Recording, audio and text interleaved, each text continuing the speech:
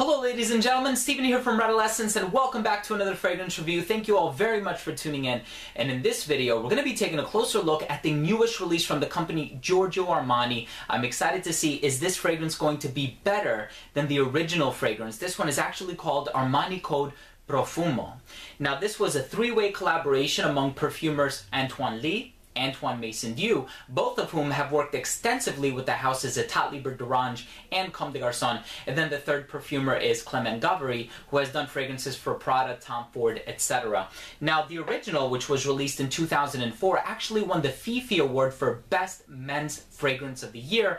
And here we are, fast forward 12 years later, we have a flanker of it. Now, there are many flankers for Armani Code. We have Armani Code Sport, Sport Ice, Ultimate, and now we have Profumo. Now this isn't anything new from the house of Giorgio Armani. Of course, they've released Armani Acqua di Gio, and then they released a Profumo version of that. And it sort of seems to follow the trend of making stronger, more concentrated, darker, richer versions of the original. So I'm excited to let you guys know if I think this tops the original. If so, is it going to warrant a purchase? Lastly, this is classified as an Oriental Spicy. And let's start things off by taking a look at the presentation.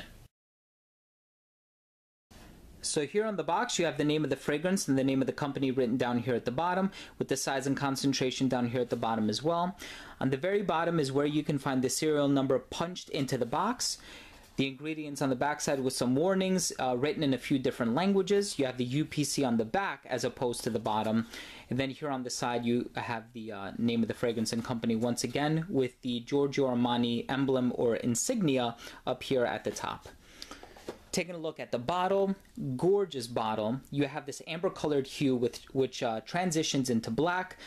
The hue also matches the color of the cap. This is a little bit different from the original. This actually has the new Giorgio Armani logo imprinted in it. The original did not have that. And then you also have this band around the neck, which kind of like glistens. It has a luster to it. I think it looks really nice. It's certainly an improvement upon the original, I would say.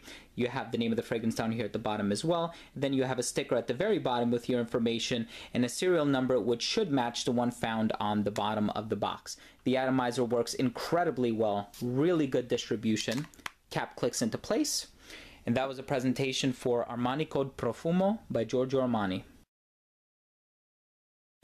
LD writes, I love this scent. It is deep and rich. The direction in which I have always wanted D&G's The One to Go. Adam writes, nice one.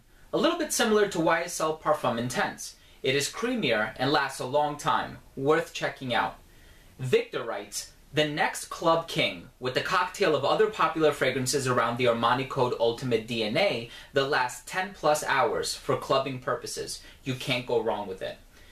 And Tosh writes, my favorite from the flankers, complex and smooth to my nose. It's a must try at the least. Now, I've always been a fan of the original, and that's because it contains notes like tobacco and leather. So to me, it always spoke of sophistication and high class, and this one is no exception. As a matter of fact, the differences with this fragrance are mostly in the opening, some of which persist in the dry down like the amber accord that they threw in here. But this is a slightly sweeter version of the original. And in the opening, it kind of reminded me of Paco Rabanne's 1 Million. Now, I don't want to turn people off because I know there's a huge crowd of people out there who think that Paco Rabanne's 1 Million smells juvenile or childish. I think what the sweetness does in this fragrance is it makes it a little bit more youthful, a little more contemporary, and more accessible to a younger crowd.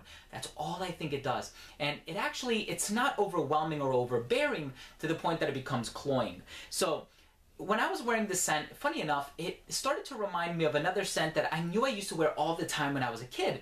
So here I am thinking to myself, oh, it probably just reminds me of Armani Code. That's the connection that I'm making. But I thought to myself in the back of my head, I always had this thought that, no, I think it's something else that it's reminding me of. Until one day, I was on Fragrantica and I was scrolling through the message boards and somebody mentioned that this fragrance smelled like Givenchy's pie.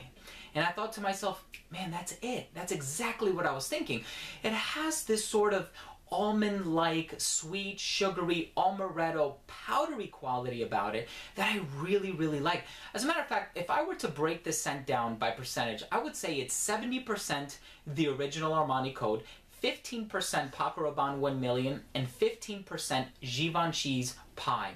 That's what this fragrance is. And overall, I find that in many ways, it is an improvement upon the original. Now, I've always, like I said, I've been a huge fan of the original, and I think this is an epitome of a flanker. This is what a flanker is supposed to be. And you know what? Many of you who follow my channel, have watched my previous videos, know that one of my biggest disappointments in 2015 was Givenchy's Pie Extreme, because it smelled all too similar to the original. Even Dolce & Gabbana's Intenso, because it smells too similar to the original. This one pays an homage to the original, all the while making these subtle yet noticeable differences that at the end of the day, they do warrant a purchase. And I love it for that fact. So what do you get from this one as far as the smell goes? Well, it opens up with that sweetness that I'm talking about. It's a little bit powdery. You're going to get a lot of amber, but you're going to get some spices in there. I know cardamom is listed as a note. It doesn't smell too similar to Yves Saint Laurent's La Nuit de l'Homme, so if you're making that connection, it does not smell too similar to it. And then as it starts to dry down, you get these sophisticated notes like the tobacco and the leather. More so the leather. I think the leather note is rather strong in this one. Now in the note breakdown, they took away some notes like the olive blossom note, but it still smells like the original DNA, so I'm sure it must be in there somewhere. And then as it starts to dry down, you get some woods that start to come out. They are of a more indiscernible nature, so you can't really tell which is what. But that amber note does retain itself to the base, and then it starts to become a little bit more powdery, but not too powdery. It's not like a Burberry touch where it's going to turn you off. Overall, I think it's an amazing scent, great combination of these different notes and accords, and I like how it pays respects to the original, all the while doing something different and something that is not going to be redundant should you choose to purchase this fragrance if you already own the original. Lastly, my wife loves this fragrance. I've gotten a couple of compliments from this one. Let's finish things off by taking a look at the rating.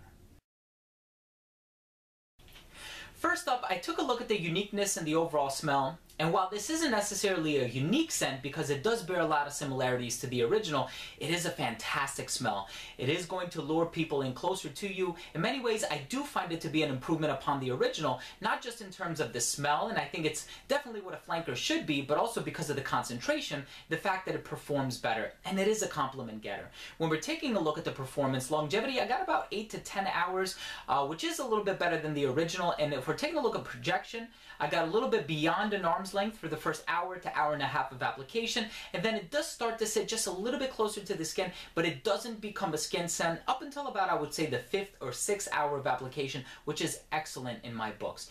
Taking a look at versatility, I think if you're in high school, you can pull this off all the way up to somebody who's perhaps 60 or 70, a little bit older. I would wear this in all occasions. You can wear this to work. As a matter of fact, I have worn it to work on a number of times. I would wear this to the club or to a party or to a friend's house, or if you're going out, a night out on the town, maybe perhaps going to a nice restaurant for dinner, you could certainly pull this off, and it has that sweetness which allows it to acclimate to those occasions rather well. The only thing is I would probably reserve wear of this fragrance for the colder months, so I'm taking a look at fall and winter. I probably wouldn't wear this on a summer day because it could potentially choke you out. It could become just a little bit too cloying because of that ambery sweetness. And then if we're taking a look at the presentation, I think that is definitely an improvement upon the original. Everything from the cap to the little insignia on the top. The atomizer works a little bit better. You have that color fade on the front with the little accent around the neck. I just think it's an improvement in all directions. So overall, I'm going to give this scent a 10 out of 10. Now, I have always been a huge fan of the original. I have owned a bottle of the original since, I want to say, 2007 when I went on my trip overseas to Europe. And I have loved the original and haven't gotten my nose on this one because it reminds me of not just the original, but also Givenchy's Pie and a few other fragrances. I feel like in some ways they did improve on the original, but they did not release a completely different fragrance. So this is essentially what a flanker was meant to be. So guys, thank you so much for watching. That was my review on Armani code Profumo. If you owner have tried this fragrance, please let me know what you think. Leave a comment down below. Also, please don't forget to rate and subscribe for future videos, giveaways, top 10s, and a lot of other great content. So once again, everyone, thank you so much for watching. This has been Steven with another fragrance review from Rattle Essence. We'll see you soon.